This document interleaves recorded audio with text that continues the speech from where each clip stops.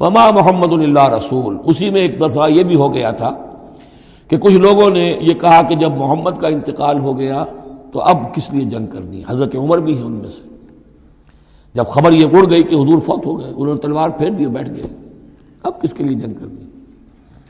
تو اس میں کہا گیا کہ یہ تو تمہارا غلط رویہ ہے، گرفت ہو رہی ہے، ہر ایک کے اوپر گرفت ہوگی، پہلی گرفت محمد پر ہو گئی صلی اللہ علیہ وسلم، لیس لک من الامر شیء۔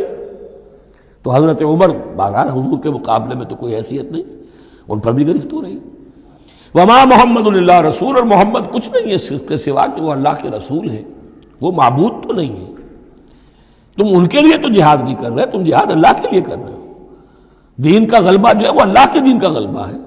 محمد کی حیثیت کیا ہے؟ وہ تو اللہ کے رسول ہے۔ وما محمد الا رسول قد خلت من قبلہ الرسل، اور ان سے پہلے بہت سے رسول گزر چکے۔ افئن مات، تو اگر وہ ان کا انتقال ہو جائے، او قتلا، یا بالفرض وہ قتل ہو جائیں، انقلبتم علی اعقابکم، تو کیا تم اپنی ایڑیوں کے بل لوٹ جاؤ گے؟ یہی تمہارے دین اور ایمان کی حقیقت ہے۔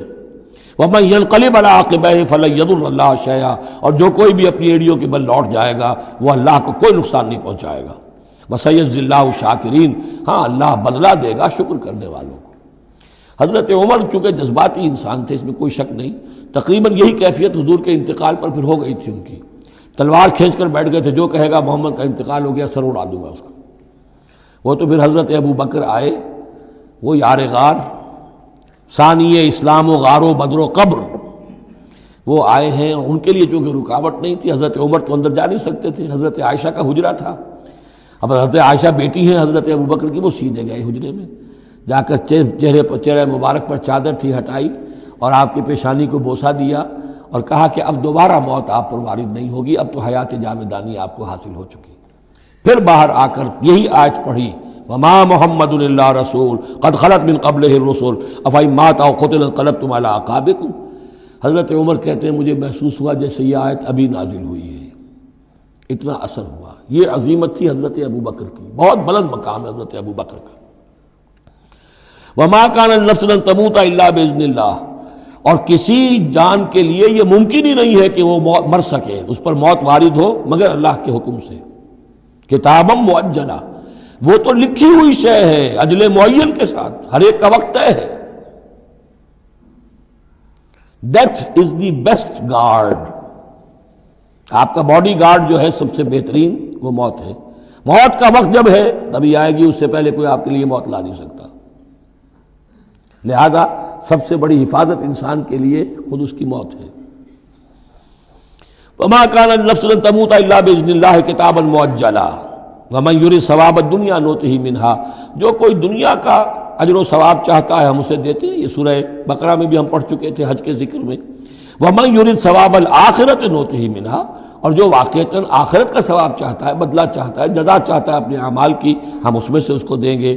وسنجزی الشاکرین، اور شکر کرنے والوں کو ہم جزا دیں گے۔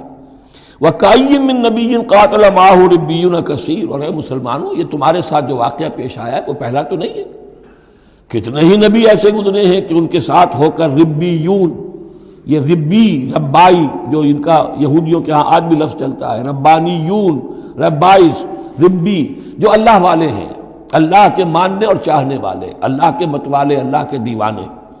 کائیم من نبی، کتنے ہی نبی گزرے ہیں، قاتل معاہو، ان کے ساتھ ہو کر جنگ کیا، ربیون نے، کثیر، اللہ والوں نے، اللہ کے غلاموں نے، اللہ کے عاشقوں نے۔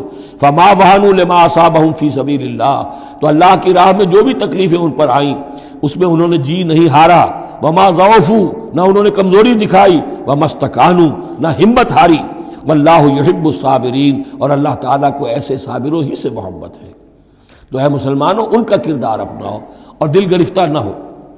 وما كان قولهم الا ان قالوا ربنا اغفر لنا ذنوبنا واسرافنا في امرنا، اور ان کا تو ہر مرحلے پر یہی قول ہوتا تھا کہ وہ دعا کرتے تھے اے رب ہمارے بخش دے ہمیں ہمارے گناہ، واسرافنا في امرنا، اور اگر ہم سے اپنے کسی معاملے میں حد سے تجاوز ہو جائے، جیسے کچھ تجاوز ہو گیا حضور سے کہ آپ نے وہ الفاظ فرما دیے کیف یہدی اللہ قوما خضبوا وجہ نبیہم بالدم، یا جیسے حضرت عمر سے ہو گیا کہ تلوار پھینک کر بیٹھ گئے۔